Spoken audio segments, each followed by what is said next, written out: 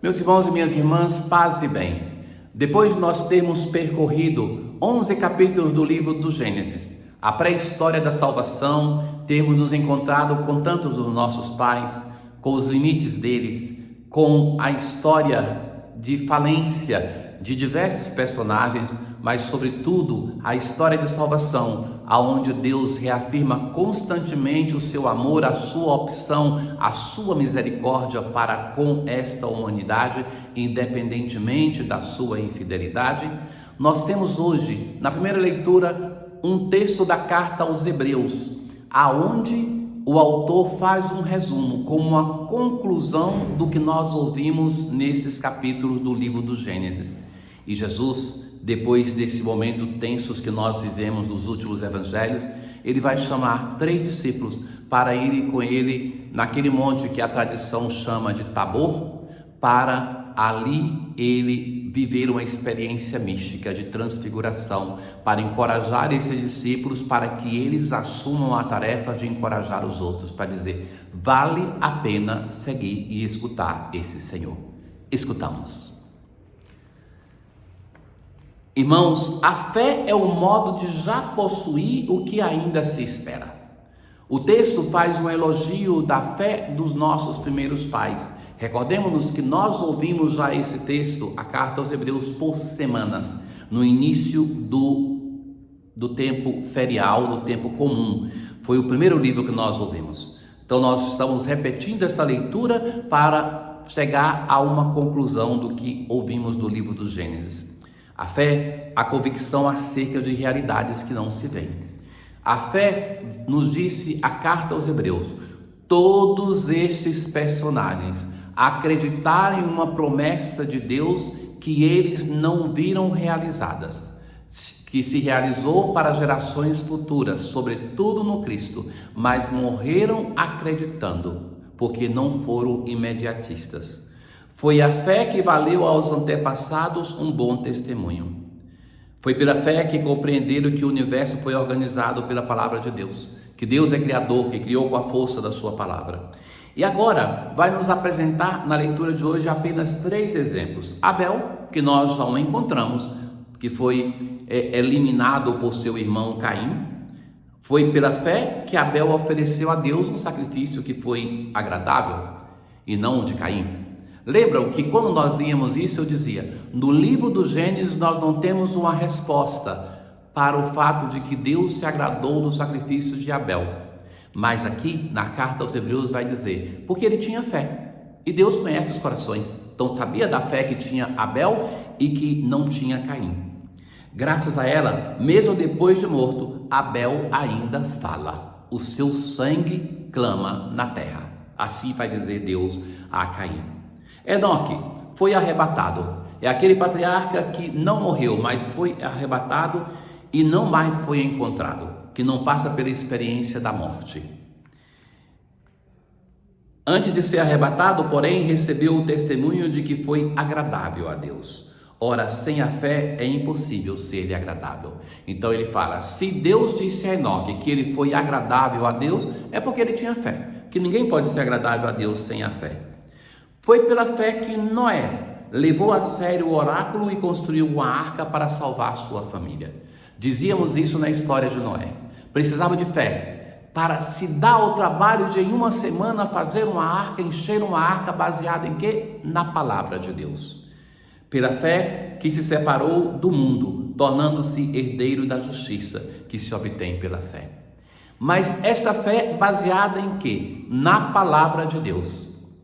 A fé dos patriarcas, ela não exige um sinal, mas ela acredita na palavra de Deus. É essa palavra que nós partilhamos todo dia nesse nosso encontro, através da internet. É essa palavra que, sobretudo, a igreja dispersa para nós, para os nossos ouvidos, o nosso coração, a cada dia, através da Sagrada Liturgia.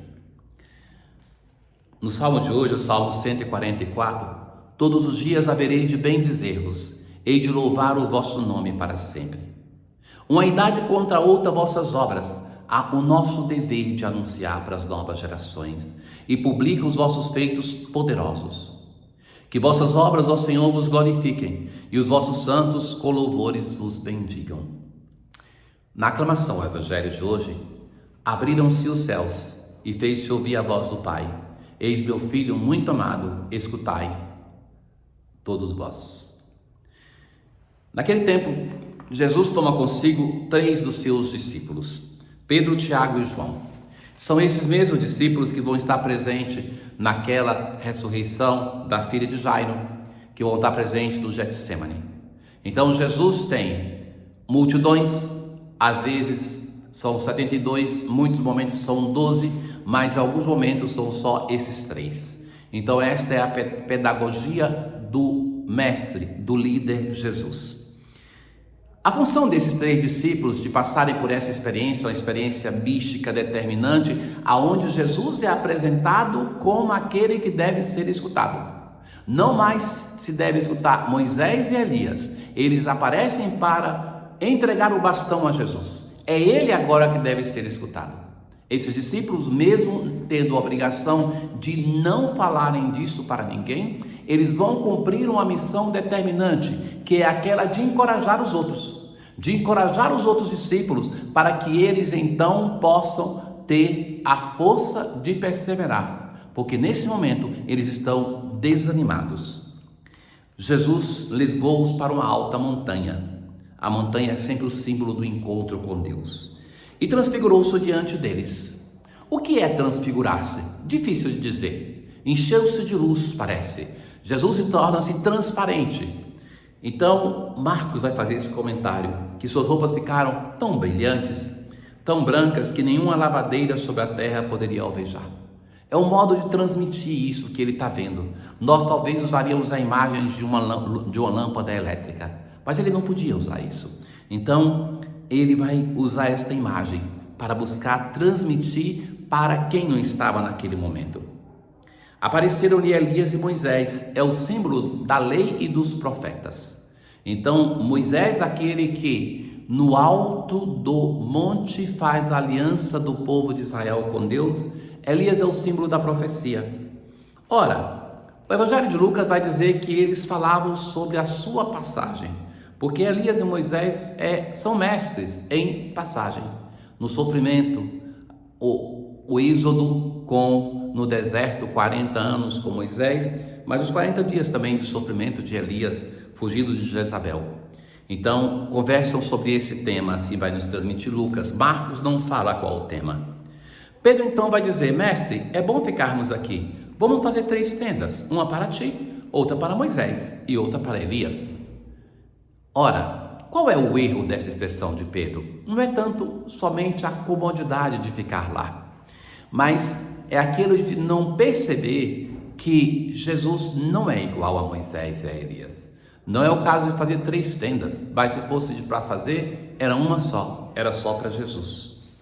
Então aparece uma nuvem que cobre, a nuvem é o símbolo da presença de Deus. Na Arca da Aliança, quando era transportada, uma nuvem envolvia a arca.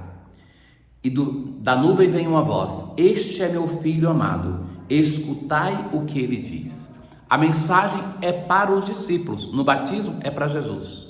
Tu és meu filho.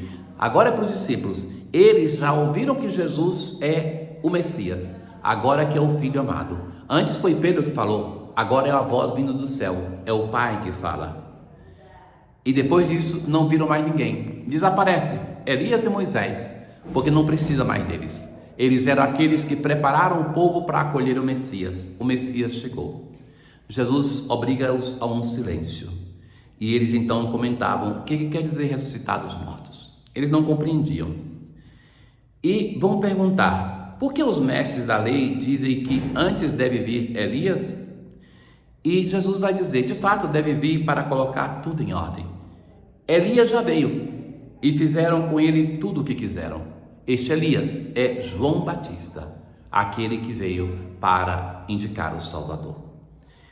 No sábado nós temos a possibilidade de, fiéis à tradição franciscana, rezar a memória facultativa de Nossa Senhora, a oração das oferendas do comum de Nossa Senhora. Assim nós rezamos: socorra-nos, ó Pai, a humanidade do vosso Filho, que ao nascer da Virgem Mãe não diminuiu, mas consagrou a sua integridade. e fazei que Ele, apagando os nossos pecados, vos torne agradáveis nossas oferendas. Tenham todos um bom dia. O Senhor esteja convosco, Ele está no meio de nós. Abençoe-vos o Deus Todo-Poderoso, o Pai, o Filho e o Espírito Santo. Paz.